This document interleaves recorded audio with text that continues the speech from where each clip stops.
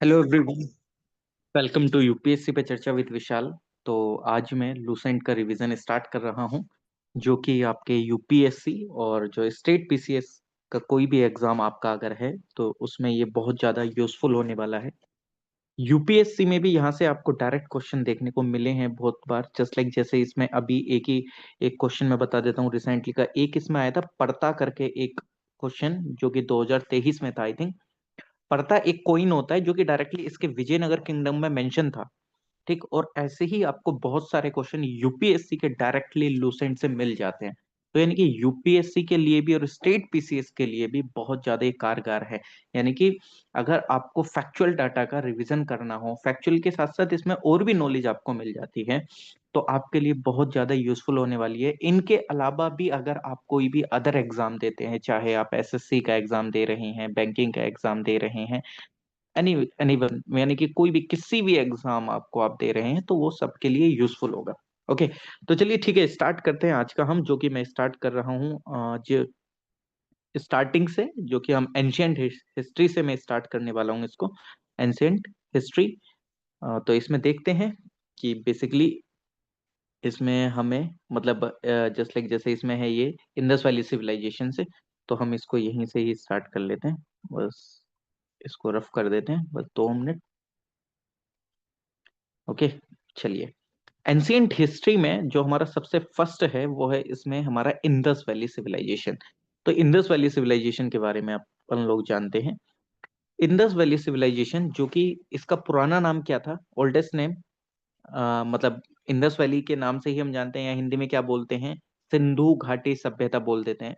अगर इसका जो टाइम पीरियड देखा जाता है वो है 2500 से, यानी कि 2500 बीसी से 1750 बीसी तक। आपको पता है बीसी जो थी वो हमारी मतलब बैक बैक काउंटिंग में चलती थी। ठीक, कभी आप सोचो कि सर 2500 से 1750 तक कब आए, तो हम बैक काउंटिंग में चलते थे। बीसी जो था हमारा बिफोर क्राइस्ट, वो बैक में चलता था। तो 2500 बीसी से 1750 बीसी के बीच में था। अगर देखा जाए इसमें जो आर्कियोलॉजिकल ट्रेडिशन के अकॉर्डिंग जो हड़प्पन सिविलाइजेशन है, इसमें जो सबसे फर्स्ट डिस्कवर करी गई साइट थी वो थी हड़प्पा साइट, जो कि सबसे पहली साइट थी जो कि डिस्कवर करी गई इस हड़प्पन सिविलाइजेशन में या इंडस वैली सिविलाइजेशन के अंदर में। इसके अलावा अगर आप देखते हैं तो ज्योग्राफिकल पॉइंट ऑफ व्यू से जो मोस्ट सुइटेबल नाम है वो इसको हम क्या बोल देते हैं, इंडस वैली सिविलाइजेशन या सरस्वती सिविलाइजेशन। क्योंकि जो लार्जेस्ट कंट्रीब्यूशन रहा है, अगर आप देखते हैं तो जितना भी आपको सेटलमेंट देखने को मिलेगा वो नदी के किनारे लोगों को देखने को मिलता है, क्योंकि पानी एक ऐसा मात्र इंपॉर्टेंट सोर्स है जो कि बहुत ज्यादा यूजफुल होता है। ठीक, तो आपको जितनी भी सभ्यताएं हैं वो आपको हमेशा रिवर के बराबर में आपको ये उत्पन्न होती हुई मिलती हैं। तो यानी कि ये जो इंडस और जो सरस्वती है, इसका काफी ज्यादा आपको महत्व देखने को मिलता है, जिसकी वजह से ये जो सिविलाइजेशन थी वो भी इंडस नदी और सरस्वती वैली के आसपास आपको मतलब उत्पन्न होती हुई देखने को मिलती है। ठीक, लगभग 80% जो सेटलमेंट है वो आपको सरस्वती नदी के किनारे पे देखने को मिल जाता है। हालांकि आज जो है वो सरस्वती विलुप्त हो चुकी है, आज आपको सरस्वती नहीं देखने को मिलती। पहले बोला जाता था कि प्रयागराज में तीनों नदियों का संगम होता था, लेकिन आज आपको गंगा और यमुना देखने को मिलती है। अब इसके पीछे बहुत सारा मतलब एक तरीके से माइथोलॉजिकल रीजंस भी हैं, उसमें तो अपन लोग नहीं जाएंगे। ठीक है, अगर देखा जाए तो सर इस चीज को हमने ये कैसे पता कर, तो ये कार्बन 14 डेटिंग का यूज करके, यानी कि कार्बन 14 डेटिंग का यूज करके हमें इसका टाइम पीरियड पता चलता है। कोई भी एक पुरानी चीज होती है उसके बारे में हम कार्बन 14 डेटिंग से पता लगाते हैं। जो जॉन मार्शल थे वो इसके फर्स्ट स्कॉलर थे जिन्होंने ये टर्म यूज करा, इंडस सिविलाइजेशन। और जो इंडस सिविलाइजेशन है वो बिलोंग करती है प्रोटो हिस्टोरिक पीरियड को, जिसको हम कैल्कोलिथिक एज बोलते हैं, यानी कि नवपाषाण युग एक तरीके से, या ब्रोंज युग, ब्रोंज एज, यानी कि कांस्य बोलते हैं, कांस्य एज। ठीक, जो इंडस वैली सिविलाइजेशन है उसका स्प्रेड आपको Sindh, Balochistan, Punjab, Haryana, Rajasthan, Gujarat, western UP, northern Maharashtra तक देखने को मिल जाता है अभी, और इसके डिटेल में भी जानेंगे आगे आगे जैसे बढ़ेंगे। और अगर आप आगे देखते हैं, जो स्कॉलर जनरली बिलीव करते हैं कि ये जो हड़प्पा, घाघर, मोहनजोदारो एक्सेस है वो रिप्रेजेंट करता है हर्ट लैंड, किसका, इंडस वैली सिविलाइजेशन का। ज्योग्राफी में एक कंसेप्ट होता है हर्ट लैंड, एक होता है रिम लैंड। हर्ट लैंड यानी कि जो कि एकदम किनारे के पास कोई भी होता है, या एक तरीके से मतलब अगर आप देखें कि जो हड़प्पा, घाघर, मोहनजोदारो है, access represent the heartland. Heartland यानी कि मतलब एक तरीके से ये जो नदी का किनारा है थोड़ा सा उससे अंदर की तरफ बोलते हैं, सॉरी। ठीक, तो ये हर्टलैंड बोला जाता है, हड़प्पर घाघर मोहनजोदारो एक्सेस को। जो नॉर्थन मोस्ट साइट है, यानी कि जो सबसे उत्तरी जो साइट है इंडस वैली सिविलाइजेशन की, वो है रोपर, जो कि सतलज नदी के किनारे पे, कहाँ पे, पंजाब के अंदर में। ठीक, इस ओके भाई प्लीज अपना माइक ऑफ कर लीजिएगा जो भी है।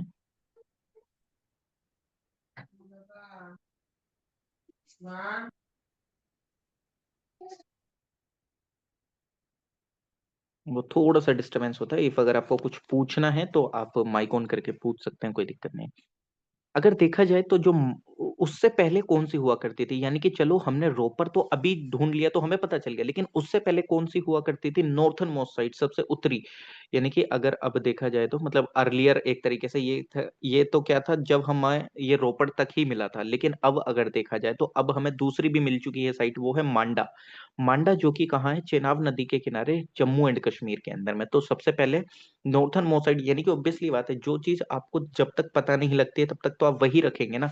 जब तक हमें पता नहीं था मांडा के बारे में, तब तक हमारी रोपर थी जो कि नॉर्थन मोस्ट साइड थी, लेकिन आज क्या है, हमारी मांडा है जो कि चेनाब नदी के किनारे जम्मू कश्मीर में है।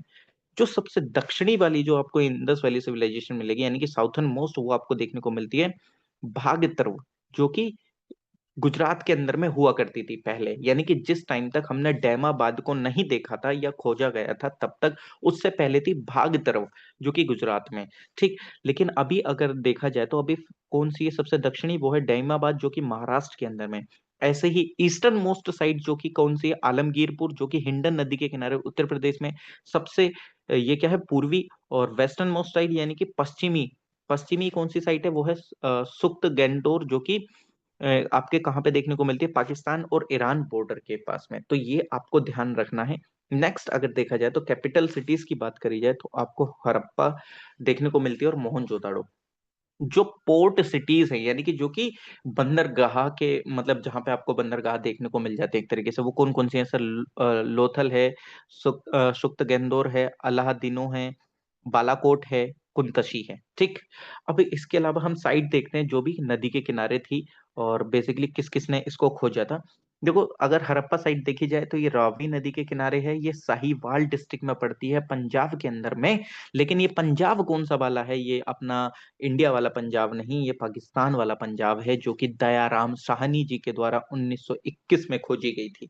ठीक है, और इसके बाद और भी ज्यादा एक्सकवेशन करा गया इस साइट का, मधु मधु स्वरूप वत्सा 1926 में, और व्हीलर 1946 में, इनके द्वारा और भी ज्यादा एक्सकवेशन करा गया। देखो, हर एक चीज आप याद नहीं रख सकते हो, लेकिन आप दिमाग में क्या होता है कि जिस टाइम पे आप किसी चीज को सुन लेते हो तो बैक ऑफ द माइंड वो चीजें रहती हैं, जिस टाइम पे ऑप्शन आता है तो आपको ऑटोमेटिकली ध्यान आ जाता है। मैं ये नहीं कहूंगा आपको पूरी लुसेंट एकदम याद ही रहेगी, आपको याद करके ही चलनी है, नहीं। आप उतनी चीज एटलीस्ट ध्यान रखो जितनी आप रख सकते हो, उसके बेसिस पे एलिमिनेशन तो कर लोगे ना। ऐसा कोई इंसान नहीं है जिसको हर एक चीज याद रहेगी, इंक्लूडिंग मी, मुझे भी नहीं ध्यान रहेगा भाई। ह्यूमन नेचर है, नहीं ध्यान रहेगा हर एक चीज। ओके, तो इतना कोई लोड नहीं लेना है कि हर एक चीज ध्यान रहेगी, बट उतना ध्यान रह जाए, रिवीजन करने से, बार बार रिवीजन, इस वीडियो की रिकॉर्डिंग आप बार बार देखते रहिएगा, मैं वीडियो अपलोड करूंगा जैसे। ठीक, नेक्स्ट है हमारी मोहनजोदारो, जो कि आपको नखलिस्तान में देखने को मिलते हैं, जिसको ओएसिस ऑफ सिंध भी बोला जाता है। ये इंडस नदी के किनारे है, लरकाना डिस्ट्रिक्ट में, सिंध प्रोविंस में, जो कि पाकिस्तान का है। ये राखलदास बनर्जी के द्वारा 1922 में एक्सकवेट करा गया था, उसके बाद मैकी के द्वारा 1927, विलर के द्वारा 1930 में। ध्यान रखना, विलर ने मोहनजोदारो भी करा 1930 में, और हड़प्पा भी करा 1946 में। ध्यान रख सको, रख लेना। नहीं रखा जा रहा, कोई दिक्कत नहीं है, ये ह्यूमन नेचर है, नहीं हर एक चीज ध्यान रख सकते। नेक्स्ट साइट है चनुधारो, जो कि इंदस नदी के किनारे है, नवाब शाह डिस्ट्रिक्ट में, सिंध प्रोविंस, जो कि पाकिस्तान का है। मैके के द्वारा 1925 में एक्सकवेट करा गया था, और एनजी मजूमदार के द्वारा 1931 में एक्सकवेट करा गया था। ऐसे ही नेक्स्ट साइट है आपकी लोथल, जो कि भोगवा नदी के किनारे है, अहमदाबाद डिस्ट्रिक्ट में, गुजरात, जो कि आपके भारत में है। एस आर राव जी के द्वारा इसको एक्सकवेट करा गया था। नेक्स्ट साइट है कालीबंगा।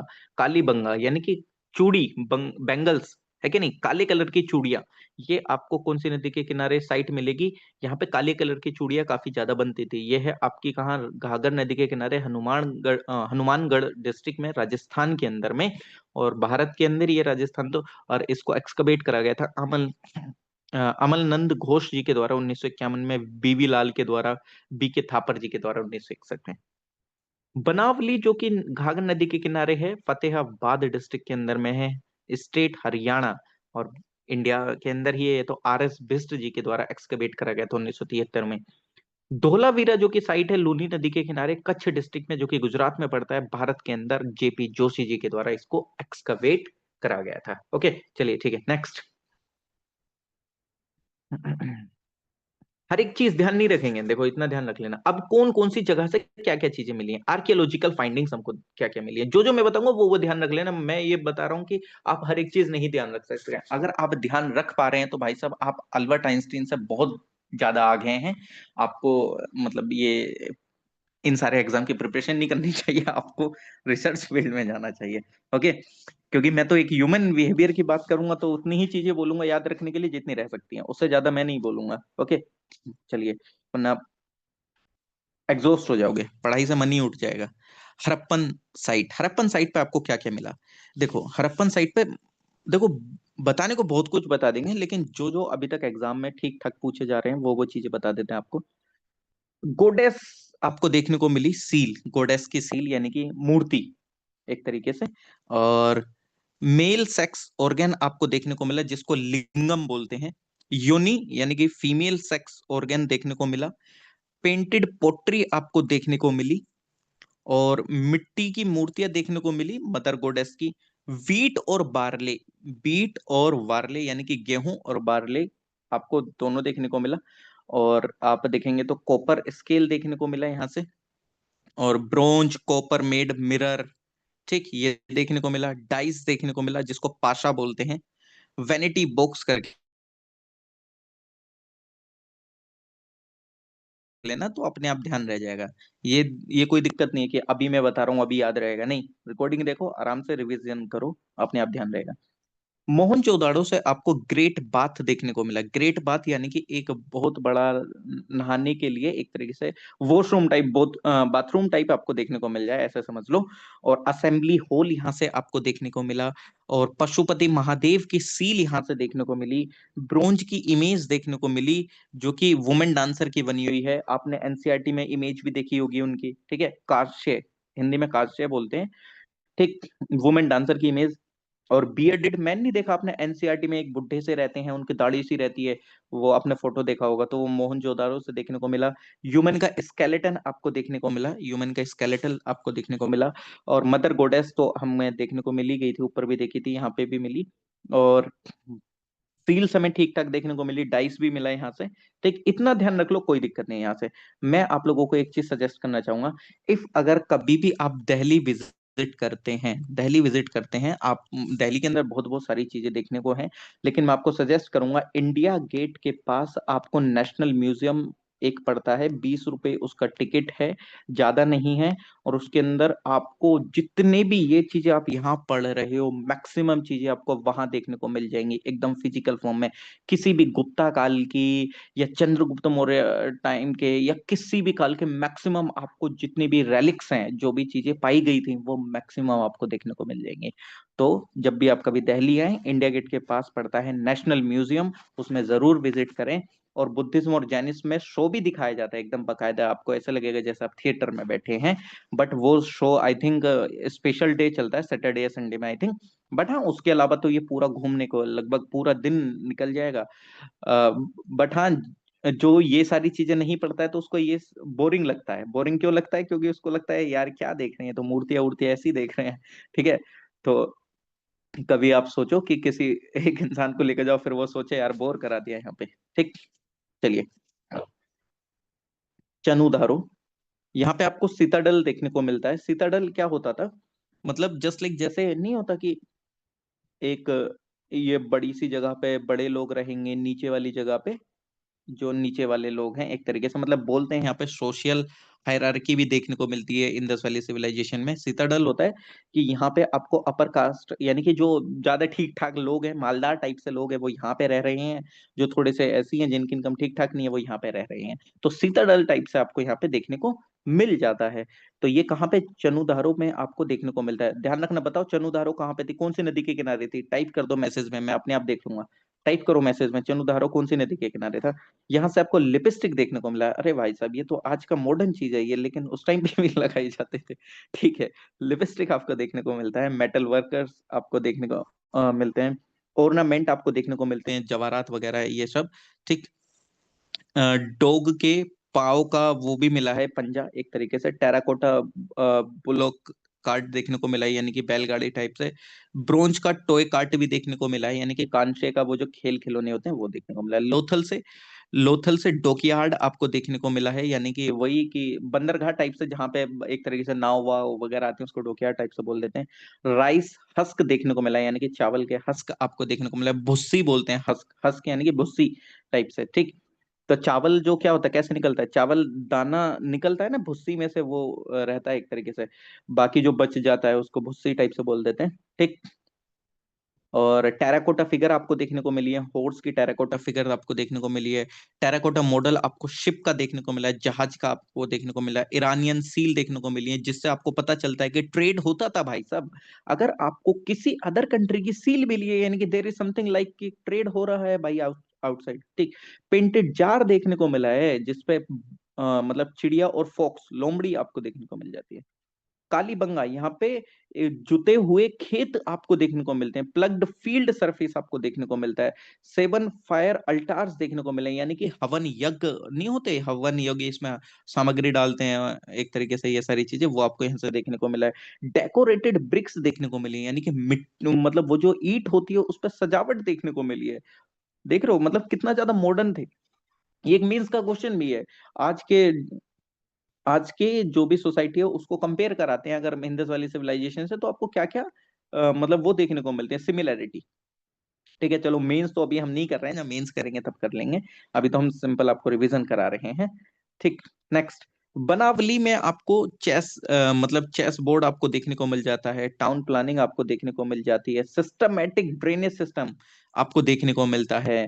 यहाँ से मदर गोडेस की एक मिट्टी की मूर्ति देखने को मिल जाती है। धोलावीरा, ये तो यूपीएससी में क्वेश्चन आया था आई थिंक 2021 या 22 में, जिस टाइम पे निर्मला सीतारमण जी ने बजट के अंदर में जो हमारी 5 आईवीसी साइट थी उनको काफी ज्यादा पैसा एलोकेट करा था उनको, एक तरीके से और ज्यादा मॉडर्निफिकेशन करने के लिए। मेरे को एग्जैक्टली ध्यान नहीं आ रहा है, 2021 या 22 का बजट है। तो उस टाइम पे यूपीएससी में क्वेश्चन आया था धोलावीरा के ऊपर पे। ठीक, Dholavira is very famous for, किस लिए, कि सर यहाँ पे हार्नेसिंग वाटर सिस्टम आपको यहाँ पे देखने को मिल जाता है। ड्रेनेज सिस्टम बहुत तगड़ा था यहाँ पे। ठीक है, ड्रेनेज सिस्टम यानी कि जो पानी उन्हें निकलना कैसे है, कैसे नाली वगैरह नाले वगैरह जो बने होते, बहुत तगड़ा सिस्टम था। ठीक है, तो इसको ध्यान रख लेना, ये it is very famous for drainage system Dholavira. ये ओनली साइट है जो कि डिवाइडेड है 3 पार्ट्स में, एक लार्ज मतलब 3 पार्ट्स के अंदर में ये डिवाइडेड, सिर्फ एक ऐसी साइट है। ठीक। लार्जेस्ट हड़प्पन इंस्क्रिप्शन यहाँ से आपको देखने को मिल जाते हैं। एक स्टेडियम आपको यहाँ से देखने को मिलता है। सुरकोतड़ा जो कि यहाँ से क्या देखने को मिला है, घोड़े की बोन्स देखने को मिली हैं। ओवल ग्रेव ग्रेव यानी कि वो जो नहीं होता मतलब एक तरीके से कब्र टाइप से, ओवल शेप में कब्र आपको देखने को मिली है। पोर्ट बुरियल्स देखने को मिले हैं एक तरीके से। और डाइमा बुरियल्स, पोर्ट बुरियल्स यानी कि वो नहीं रख देते अस्थिया टाइप से उसमें घड़े वगैरह में, इस तरीके से। डाइमाबाद ब्रोंज इमेज आपको देखने को मिली है। चैरिएटर देखने को मिला है। ठीक। एलिफेंट देखने को मिला। ओक्स ओक्स देखने को मिला। राइनासोरस आपको देखने को मिला है यहाँ से। ओके, चलिए ठीक है, next we are moving to the another part. चलिए, बोर तो नहीं हो रहे, बताते रहो यार, बोर हो रहे हो तो कुछ। बोर नहीं होना चाहिए, अगर एग्जाम निकालना है तो बोर अगर हो जाएंगे तो फिर कैसे चलेगा काम। बोर तो होने का कोई सवाल ही पैदा नहीं होता। मोहनजोदारो जो कि सबसे लार्जेस्ट साइट है इंडस वैली सिविलाइजेशन की, राखी गढ़ी जो कि लार्जेस्ट इंडियन साइट है इंडस वैली सिविलाइजेशन की, ध्यान रख लेना। मोहनजोदारो पूरे इंडस वैली सिविलाइजेशन की, चाहे वो पाकिस्तान में है चाहे वो इंडिया में है, उसमें सबसे बड़ी साइट है। लेकिन अगर आपसे पूछ लिया जाए कि इंडिया की सबसे बड़ी इंडस वैली सिविलाइजेशन साइट कौन सी है, तो सर जी वो राखी गढ़ी है। ठीक है, कभी मोहनजोदारो उसका आंसर टिक कर दो तो गलत हो जाएगा, ध्यान रख लेना, ये बेसिक डिफरेंस है। बेसिक डिफरेंस है इसके बीच में। ओके, चलिए ठीक है, नेक्स्ट। कॉमन फीचर्स जो कि आपको मेजर सिटीज में देखने को मिल जाते हैं। टाउन प्लानिंग देखने को अच्छे से मिल जाती है। ईंट का यूज बहुत अच्छे से हो रखा होता है। ड्रेनेज सिस्टम कितना अच्छा था धोलावीरा में। ठीक है, फोर्टिफाइड सिटाडेल आपको देखने को मिलेंगे, यानी कि चारों तरफ उनके बाउंड्री आपको टाइप से देखने को मिलेगी, यानी कि जो आज चीजें होती हैं वो उस टाइम पे भी थी। देख रहे हो कितने लोग आगे थे, आज से इतने कई हजारों साल पहले भी हमसे। ठीक। नेक्स्ट, सुरकोतड़ा जो कि आपके कच्छ डिस्ट्रिक्ट में पड़ती है गुजरात के, ये ओनली इन द साइट है जहां पे आपको घोड़े के अभिलेख बोलते हैं क्या मिलते हैं, घोड़े के रिमेन्स देखने को मिले हैं, ऐसा समझ लो। इतनी ज्यादा हिंदी भी ठीक नहीं है, बट हाँ जितनी हिंदी आती है उतना तो यूज करेंगे। और वैसे भी आज विश्व हिंदी दिवस है, तो आप लोगों को शुभकामनाएं विश्व हिंदी दिवस की। मेन क्रॉप्स जो यहाँ से देखने को मिली है वो है वीट मिली है, बार्ले मिला है, एविडेंस मिला है यहाँ से राइस का। वो राइस का एविडेंस कहाँ से मिला था सर? लोथल से मिला था, और रंगपुर से मिला था जो कि गुजरात में है। और अदर क्रॉप्स जो कि डेट्स यानी कि खजूर बोलते हैं, मस्टर्ड, सरसों, सेसम देखने को मिला है, कॉटन देखने को मिला है। इंदस पीपल जो थे, जो कि प्रोड्यूस करते थे कॉटन पूरे वर्ल्ड में। Indus people were the first, यानी कि ये ऐसे पहले लोग थे जो कि कॉटन का उत्पादन करते थे। एनिमल्स कौन कौन से देखने को मिले? देखो इंसान से बड़ा तो जानवर कोई नहीं है, लेकिन चलो फिर भी ठीक है, हम देख लेते हैं। यहाँ पे उस टाइम के लोग जानवर नहीं थे, लेकिन आज के लोग जानवर हैं, ठीक। चलिए, एनिमल्स, शीप देखने को मिला है, गोट देखने को मिली है वहां पे, हम्प्ड देखने को मिला है, हम्पलेस बुल देखने को मिली, buffalo, boar, dog, cat, pig, fowl, deer, tortoise, elephant, camel, rhinoceros, tiger, बहुत सारे देखने को मिले। लोयन जो था वो उस टाइम पे इंदस पीपल के समय पे नहीं देखने को मिलता है, बट ठीक, बाकी तो ये मैक्सिमम देखने को मिल रहे थे। अगर जैसे आ जाए कि लोयन था कि नहीं था, तो उसमें बोल देंगे कि हाँ सर लोयन तो था नहीं, हमने लूसेंट में पढ़ा था, अब आप खोज के लिए आए हो तो पता नहीं, कुछ कह नहीं सकते। अम्बरी एक सिंगल इंस्टांस है जो कि इंडियन सायर राइनासोरस यहाँ से देखने को मिल रहे हैं, यानी कि ये एक अम्बरी साइट है इंडस वैली सिविलाइजेशन की, सिर्फ यहीं से ही इंडियन राइनासोरस देखने को मिले हैं, गैंडा, भारतीय गैंडा। ठीक है। Extensive inland and foreign trade भी होता था। जो फॉरेन ट्रेड आपको देखने को मिला है वो आपको मेसोपोटामिया, जिसको सुमेरिया बोल देते हैं, बहरीन के साथ आपको देखने को मिलता है इंडस वैली सिविलाइजेशन के लोगों का। चलिए, ऐसे मैसेज भी चेक कर लेते हैं कि कुछ मैसेज तो नहीं है। सिंधु, हाँ उसका लेवल डाउन हो गया है, चलिए ठीक है।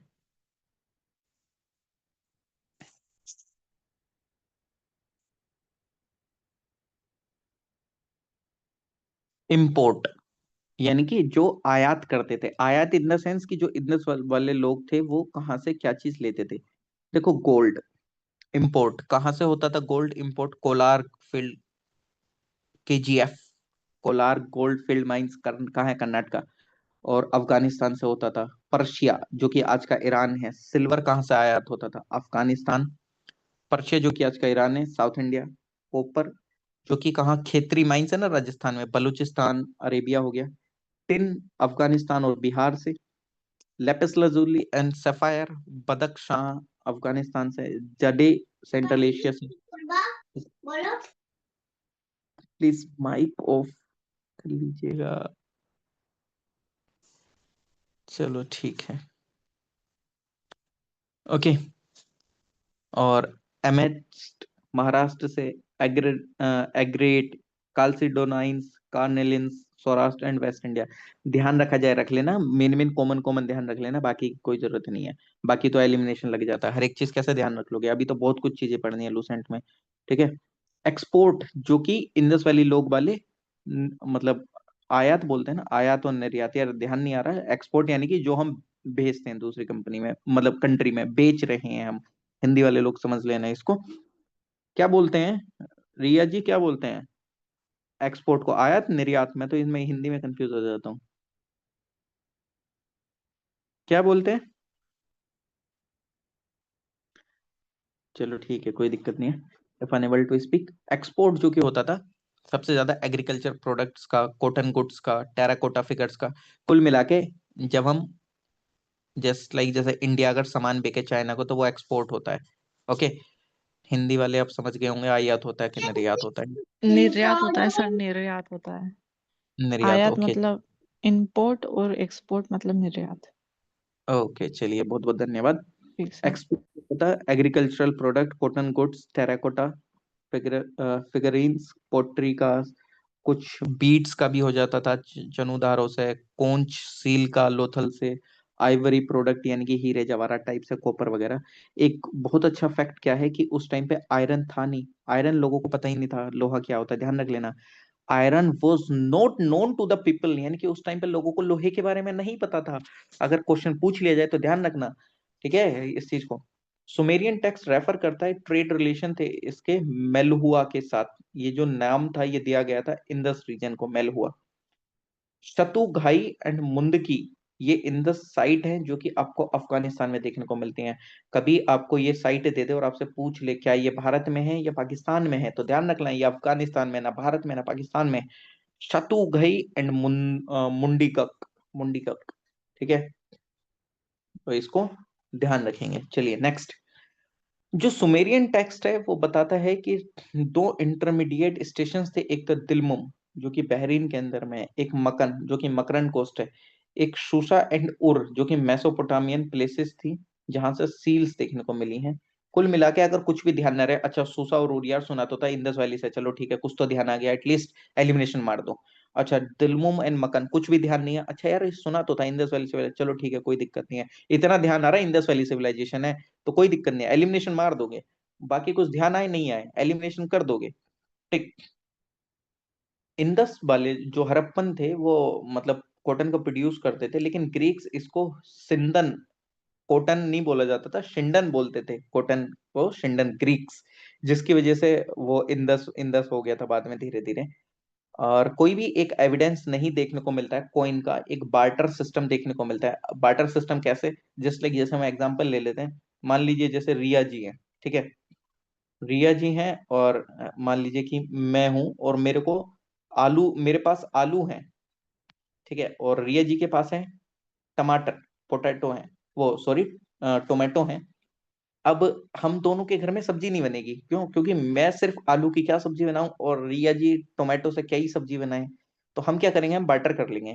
मैंने बोला मैडम एक काम करो यार, आप मेरे से कुछ आलू ले लो और आप मेरे को टमाटर दे दो, मतलब मेरे से कुछ आलू ले लो और मेरे को टमाटर दे दो। तो रिया जी ने सोचा अरे ठीक है यार, आपसे मेरे पास आलू आ जाएंगे, आप टमाटर ले लेना। तो अब दोनों के पास क्या हो गया, अब दोनों के घर में आलू टमाटर की सब्जी बन जाएगी। अब हम दोनों खाना खा सकते हैं। अब वो सिर्फ टमाटर से कुछ नहीं बना पा रहे थे, अब आलू से मैं भी कुछ नहीं बना पा रहा था, मतलब मेरे को अच्छा नहीं लग रहा था कि चलो ठीक है यार सूखा भून के खाएंगे।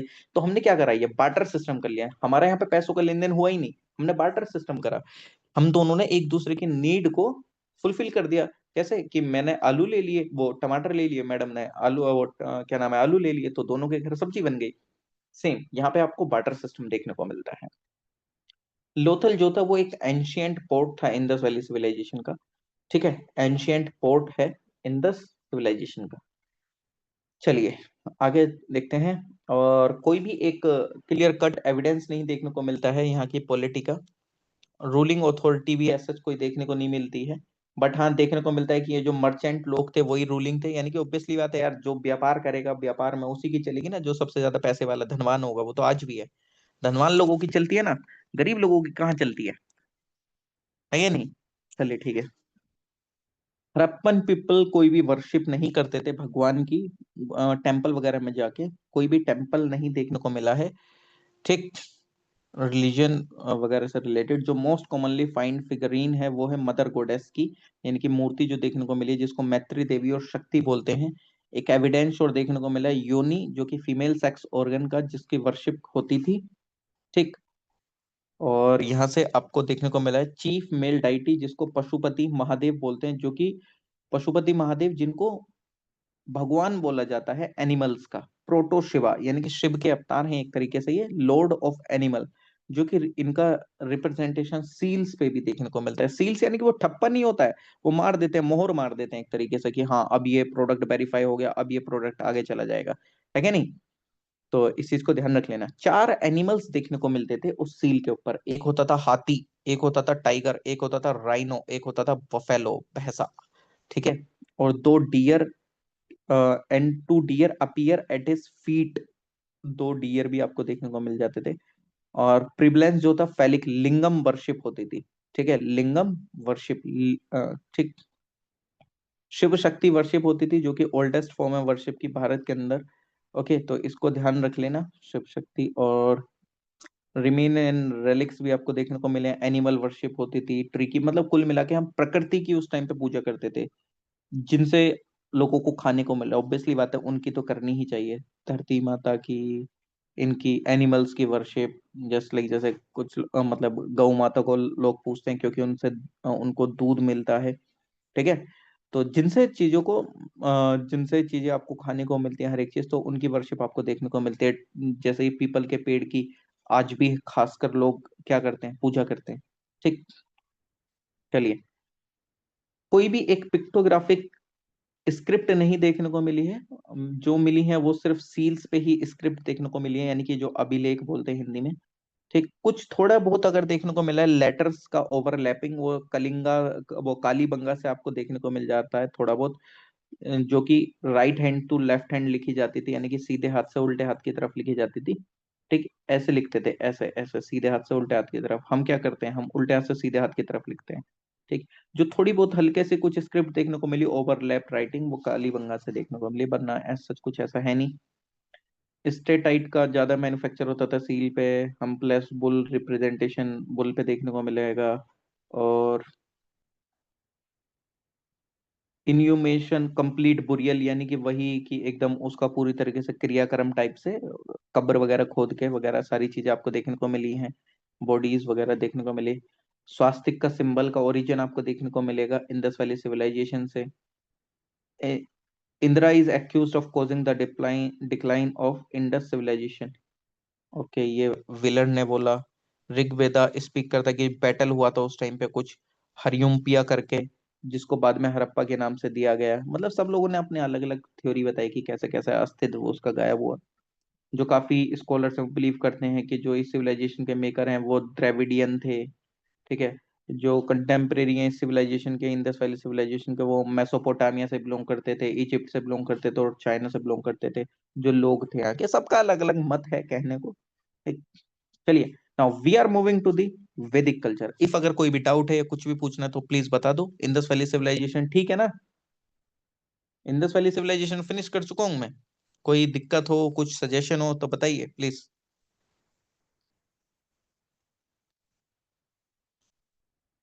न्यू इनिशिएटिव है, हाँ सर, आपका मेंटरशिप में क्लास स्टार्ट हुआ।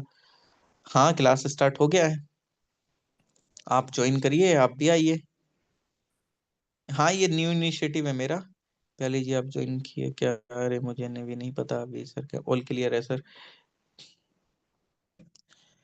चलिए ठीक है, नेक्स्ट चलें। We are moving to the another Vedic culture, ठीक है। वैदिक कल्चर जो कि 1500 बीसी से 600 बीसी तक देखने को मिलता है। इसका जो ओरिजिन है, origin home of the Aryan, जो लोकेशन है ओरिजिनल आर्यंस की, वो अभी भी एक कंट्रोवर्शियल है कि ये जो आर्यंस थे ये कहाँ से आए थे। सम कुछ स्कॉलर्स बिलीव करते हैं जो आर्यंस हैं वो नेटिव थे भारत के ही। कुछ बिलीव करते हैं ये जो आर्यंस थे ये बाहर से आए हैं, जस्ट लाइक जैसे सेंट्रल एशिया से आए हैं, ये मैक्स म्यूलर मानते हैं। बाल गंगाधर तिलक मानते हैं कि यूरोप या आर्कटिक रीजन से आए थे ये जो आर्यंस थे, ठीक।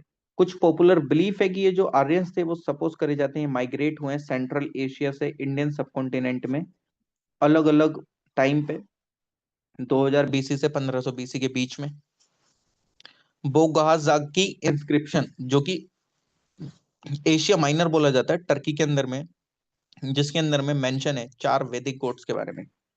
इंद्र, वरुण, मित्र, नाफ्त्यास, जो कि प्रूफ करता है सेंट्रल एशियन थ्योरी को कि ये उनका होमलैंड था। मतलब टर्की में देखने को मिल गया इनके बारे में कुछ बोगाजागी इंस्क्रिप्शन से, तो वहां से बताते हैं कि हाँ ये सेंट्रल एशियन से आए हैं।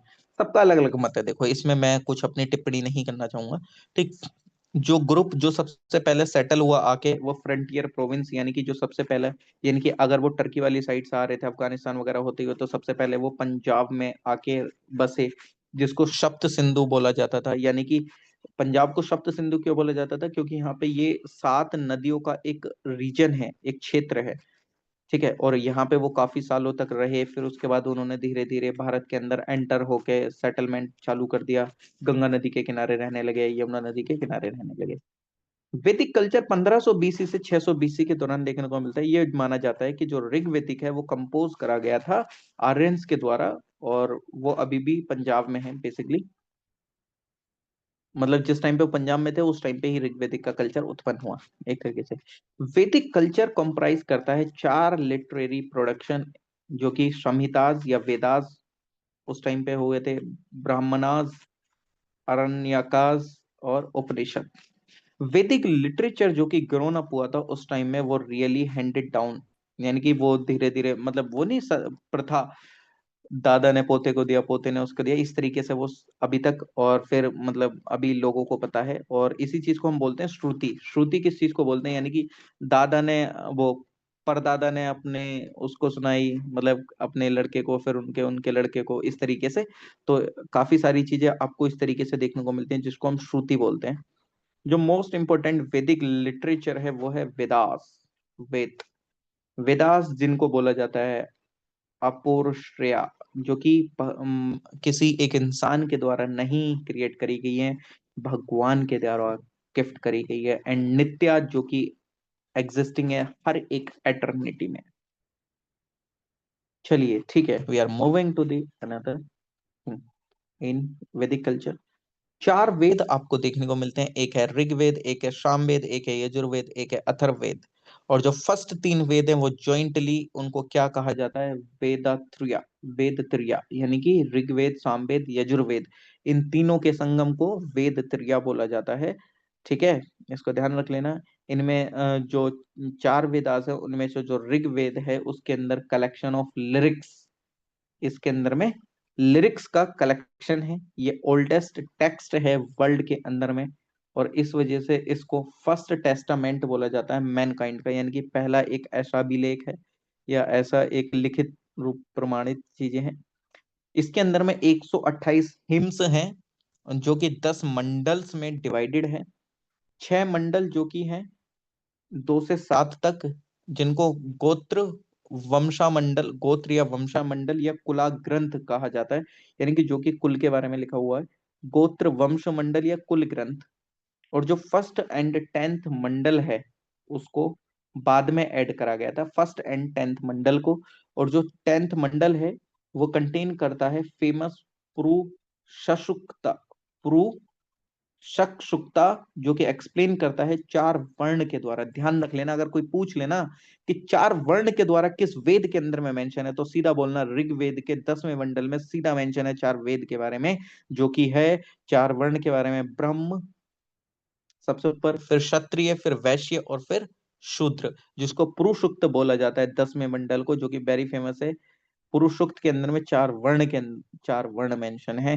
ठीक, जो हिम्स हैं ऋग्वेदा के वो रिसाइट करे गए थे होत्री के द्वारा। सामवेद, सामवेद, सामवेद जो कि बुक ऑफ चैंट है, यानी कि एक तरीके से मंत्र आपको देखने को मिल जाते हैं। 1549 हिम्स हैं, जितने भी हिम्स हैं एक्सक्लूडिंग 75 जो कि लिए गए हैं ऋग्वेद के द्वारा, यानी कि 75 हिम्स को छोड़ के बाकी सारे उसमें खुद के ओरिजिनल हैं। और जो हिम्स हैं साम वेद के, वो रिसाइट करे गए हैं उदगत्री के द्वारा। ये जो वेद है ये इंपॉर्टेंट है इंडियन म्यूजिक के लिए, इसमें म्यूजिक वगैरह सारी चीजें आपको देखने को मिल जाती हैं। और ये किसके द्वारा रिसाइट करा गया था, उदगत्री के द्वारा।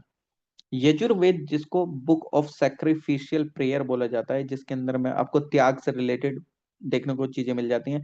इसको रिचुअल वेद भी कहा जाता है, क्योंकि इसमें काफी सारी चीजें आपकी ये संस्कृति टाइप से रिलेटेड आपको देखने को मिल जाती हैं।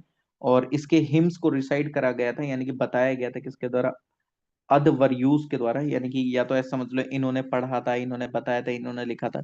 ये डिवाइड होता है दो पार्ट्स में, कृष्ण यजुर्वेद और होता है शुक्ल यजुर्वेद। ठीक है, एक होता है अथर्व वेद, जो कि मैजिकल फॉर्मूले आपको देखने को मिल जाते हैं। काला जादू टाइप से मत बोलने लगना, कभी किसी पे वशीकरण करने लगो, भाई मैं यहाँ पे काला जादू नहीं सिखा रहा हूँ। जो फोर्थ एंड लास्ट वन है, जो कि कंटेन करता है charms spell to ward off evil, मतलब वही डिसीज के बारे में, मतलब ये जो आपको हारी बीमारी हो जाती है या कोई ऊपर की कोई भी चीज हो जाती है, भूत वगैरह ये सब जो चीज आप बोलने लगते हैं वैसा आप समझ सकते हो। बट हाँ, एविल राक्षस वगैरह ये सब, उसके बारे में मैजिक फॉर्मूले आपको देखने को मिलते हैं अथर्ववेद में। ठीक है, और ये काफी लंबे समय तक इस वेद को वेदास की कैटेगरी में नहीं इंक्लूड करा गया था। तभी तो आपने देखा होगा ना, अभी जस्ट मैंने ऊपर आपको बताया था, अदर वेद के अलावा तीन वेद को वेदात्रय बोला जाता है, ट्राय वेदास, क्योंकि इसको बहुत बाद में जाके अथर्ववेद को इंक्लूड करा गया था वेद की कैटेगरी में। ब्राह्मण्स एक्सप्लेन करते हैं इनके हिम्स को, वेदास के। ऑब्वियसली बात है, हमसे तो नहीं पढ़े जाएंगे यार अच्छे तरीके से, ठीक है। जो ब्राह्मण लोग हैं वही इनको काफी अच्छे से बताते हैं, है क्या नहीं। इनका रिचुअल मीनिंग भी वही बताते हैं। ब्रह्मा मीन्स ब्रह्मा का मतलब क्या होता है, सेक्रीफाइस। काफी सारे सेक्रीफाइस और रिचुअल्स इसके अंदर हैं, डिस्कस्ड हैं ब्राह्मणास के अंदर में। हर एक वेदा की अलग अलग ब्राह्मणास हैं, जस्ट लाइक जैसे बता रखे हैं। यजुर्वेद में है ऐत्रेय, कौष्टिकी और संख्या। सामवेद के पंचशिला, टांड्य, महाब्रह्मा, शतविंश, चंदोक्या एंड जैमिनिया। याद रखे जाए रख लेना, वरना कोई दिक्कत नहीं है सच। यजुर्वेद में शतापथा जो कि ओल्डेस्ट एंड लार्जेस्ट ब्राह्मणा है, और तैत्रिया है। अथर्ववेद जो कि गोप्ता करके ब्राह्मणास है। चलिए आगे। जो वर्ड है अरण्या, इसका मीन्स होता है फॉरेस्ट। आपने सुना है कि अरण्य का फॉरेस्ट, आपने बताओ कहाँ पर है ये। मेंशन करो मेरे को कमेंट सेक्शन में, मैसेज में। जो वीडियो देख रहे हैं यूट्यूब पे वो कमेंट सेक्शन में कमेंट करना, अरण्य का फॉरेस्ट आपने सुना हो तो बताओ कहाँ पर है। ठीक है। अरण्य का मतलब होता है फॉरेस्ट। ये जो फॉरेस्ट टेक्स्ट है इसको बोला जाता है अरण्य का, बिकॉज ये जो है ये लिखे गए थे मेनली हर्मिट्स और स्टूडेंट के लिए, जो कि रहते थे जंगल्स में, जंगल में जो कि रहते थे। ठीक। अरण्यकाश के अंदर में ब्रह्मनास का कुछ पोर्शन आपको देखने को मिल जाता है। उपनिषद जो कि फिलोसॉफिकल टेक्स्ट हैं, ये जनरली इनको वेदांत कहा जाता है। और फिर ये बाद में धीरे धीरे वेदा में, मतलब एक तरीके से ऐसा समझ लो वेद के एंड के बाद ये उपनिषद आए। उपनिषद एक फिलोसॉफिकल टेक्स्ट है जो कि फिलोसॉफी टाइप से उसमें आपको देखने को मिल जाती है। 108 उपनिषद हैं। और सबसे पुराने जो उपनिषद है वो है बृहद्रनायिका। ये सबसे ओल्डेस्ट उपनिषद है। लिटरेचर ऑफ वैदिक ट्रेडिशन, लिटरेचर ऑफ वैदिक ट्रेडिशन 600 बीसी से 600 एडी के बीच में देखने को मिलता है, कि यानी कि यहाँ पे क्या क्या लिटरेचर लिखे गए थे, क्या क्या नहीं उस टाइम के बीच में। लिटरेचर जो आपको देखने को मिलते हैं स्मृति के ऊपर है बेसिकली, रिमेम्बरेंस लिटरेचर, जिसने जिसको बता दिया आगे से आगे कैरी फॉरवर्ड होता गया। 6 लिटरेरी वर्क्स देखने को मिलते हैं, वेदंगास जिसको सूत्रा भी बोला जाता है, स्मृति, धर्मशास्त्र, महाकाव्यास जिसको एपिक्स बोलते हैं, यानी कि वही जस्ट लाइक जैसे रामायण और महाभारत को, सबके ऊपर अलग अलग है, कोई इनको एपिक मानता है कोई नहीं मानता है, लेकिन हाँ जैसे इसमें एपिक मानते हैं लोग। पुराणास, उपवेदास और शद दर्शन, इस टाइम पे ये सारी चीजें लिखी गई हैं एक तरीके से, यानी कि इनके बारे में आपको जानने को मिलता है। ठीक। 6 वेदंगास हैं। शिक्षा जिसको फोनेटिक्स बोला जाता है। प्रत्यक्षा जो कि ओल्डेस्ट टेक्स्ट है इस फोनेटिक्स पे, यानी कि इस शिक्षा पे। कल्पसूत्र जिसको रिचुअल्स बोला जाता है, यानी कि जो भी आपकी संस्कृति रहती है उसके बारे में। इसके अंदर भी टाइप हैं, जस्ट लाइक जैसे श्रुता सूत्रा है, सुलवा सूत्रा बोलते हैं जो कि सेक्रीफाइस से डील करते हैं। फिर एक गृह सूत्रा बोलते हैं जो कि फैमिली की सेरेमनीज से बिलोंग करते हैं। धर्म सूत्र जो कि वर्ण और आश्रम से रिलेटेड है। नेक्स्ट तीसरे नंबर का है व्याकरण, व्याकरण यानी कि ग्रामर, जो कि अष्टध्यायी जो कि पणिनि के द्वारा लिखी गई थी, ओल्डेस्ट ग्रामर है पूरे वर्ल्ड में अगर देखा जाए तो। ठीक। और निरुक्ता जो कि एटिमोलॉजी बोला जाता है, निरुक्ता यानी कि यस्क जो कि वेस्ट है। निघंटु कश्यप जो कि कलेक्शन कराता है डिफिकल्ट वैदिक वर्ड्स का। निघंटु जो कि ओल्डेस्ट वर्ड कलेक्शन है पूरे वर्ल्ड के अंदर में। निरुक्ता जो कि ओल्डेस्ट डिक्शनरी है पूरे वर्ल्ड की। चंद मैट्रिक्स जिसको चंद सूत्रास बोला जाता है, पिंगल, ये फेमस टेक्स्ट है ये। ज्योतिषा एस्ट्रोनॉमी जो कि वेदंगा ज्योतिषी या लगध मुनि या ओल्डेस्ट ज्योतिष टेक्स्ट है। वेदंग ज्योतिषी यानी कि ज्योतिष शास्त्र आपको इसमें देखने को मिलता है। 6 स्मृतिज आपको देखने को मिलती हैं, 6 फेमस स्मृति, जो कि है मनु स्मृति जो कि प्री गुप्ता पीरियड के टाइम की है, जो कि ओल्डेस्ट स्मृति टेक्स्ट है। ठीक है। कमेंटेड।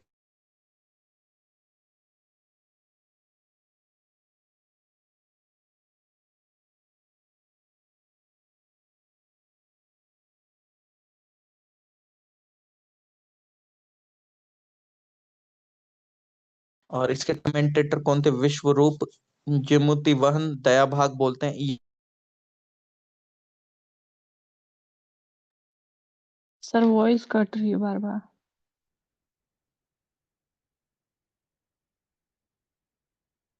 सर वॉइस ब्रेक हो रही है बार बार। विजयनेश्वर और अपारका जो कि किंग है शिलहर डायनेस्टी सर के। वॉइस ब्रेक हो रही है आपकी।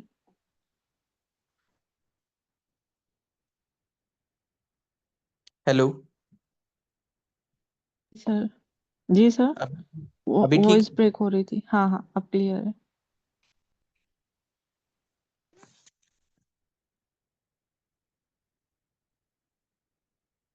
मैं ये बोल रहा था कि स्मृति से रिलेटेड उसमें भी क्वेश्चन आया है, क्या नाम है, यूपीएससी में, दया भाग और मिताक्षरा। ठीक। और जो तीसरी जो स्मृति है वो है नारद स्मृति जो कि गुप्ता पीरियड के टाइम पे थी। एक है पराशरा स्मृति जो कि गुप्ता पीरियड के टाइम पे थी। बृहस्पति स्मृति जो कि गुप्ता पीरियड के टाइम पे थी। कात्यायना स्मृति जो कि गुप्ता पीरियड के टाइम पे ही बनी। तो ये ध्यान रख लेना कौन सा किस पीरियड में बनी। रिवीजन कर लेना इसका वीडियो दोबारा देख के। दो महाकाव्यास जो कि आपको पता है एपिक्स बोले जाते हैं। रामायण जो कि वाल्मीकि जी के द्वारा लिखी गई थी, इसको आदि काव्य के नाम से भी जानते हैं। ये ओल्डेस्ट एपिक है पूरे वर्ल्ड का, और प्रेजेंट में इसके अंदर में लगभग 24,000 श्लोक है। ओरिजिनली इसमें 6,000 थे, बाद में 12,000 और फाइनली 24,000 श्लोक। 7 कांड हैं इसके अंदर में। ठीक। इस रामायण के अंतर में। ठीक। महाभारत जो कि वेद व्यास ने लिखी थी, लॉन्गेस्ट एपिक है ये पूरे वर्ल्ड का। प्रेजेंट में इसके अंदर में 1,00,000 श्लोक हैं, ओरिजिनली 8800 जय संहिता के अकॉर्डिंग, और बाद में 24,000 हुए चतुर्विंशति शास्त्री संहिता में। बाद में 1,00,000 हुए शास्त्री संहिता महाभारत जो कि 18 परवनाज में है, चैप्टर्स में, प्लस हिमवशा सप्लीमेंट और इसके साथ आता है। भगवत गीता जो कि एक्सट्रैक्ट करी गई है इसी में से, भीमशाह प्रवान के नाम से बोला जाता है महाभारत का। ये शांति प्रवान जो कि लार्जेस्ट प्रवान चैप्टर है महाभारत का। पुराण जो कि ओल्डेस्ट हैं, 18 फेमस पुराण हैं। मत्स्य पुराण जो कि ओल्डेस्ट टेक्स्ट है। अदर इंपॉर्टेंट पुराण जो कि भगवत और विष्णु पुराण, वायु पुराण, ब्रह्मंड ब्रह्मंड पुराण पुराण ये डिस्क्राइब करते हैं जेनोलॉजीज अलग अलग रॉयल डायनेस्टीज की, कौन सी कब आई, कौन सी कैसे। उपवेदास आपको देखने को मिलते हैं, जिनको ऑक्सिलरी वेदास देखने को मिल जाते हैं, यानी कि वेदास के सब टाइप से। ठीक। जो कि ट्रेडिशनली एसोसिएटेड थे वेदास से ही। उपवेद जैसे आयुर्वेद जो कि मेडिसिन का है, ये किससे एसोसिएटेड है, ऋग्वेद से। गंधर्व वेद जो कि म्यूजिक से है एसोसिएटेड, लेकिन ये एसोसिएटेड किससे, सामवेद से। धनुर्वेद आर्चरी से रिलेटेड, ये एसोसिएटेड है यजुर्वेद से। शिल्प वेद अथर्ववेद जिसको बोला जाता है, जिसके अंदर है साइंस ऑफ क्राफ्ट या विश्वकर्मा या कुछ चीज बनाते हैं, वो अथर्ववेद से एसोसिएटेड है। 6 फिलोसफी स्कूल्स आपको देखने को मिलते हैं, जिसको शद दर्शन के नाम से जाना जाता है।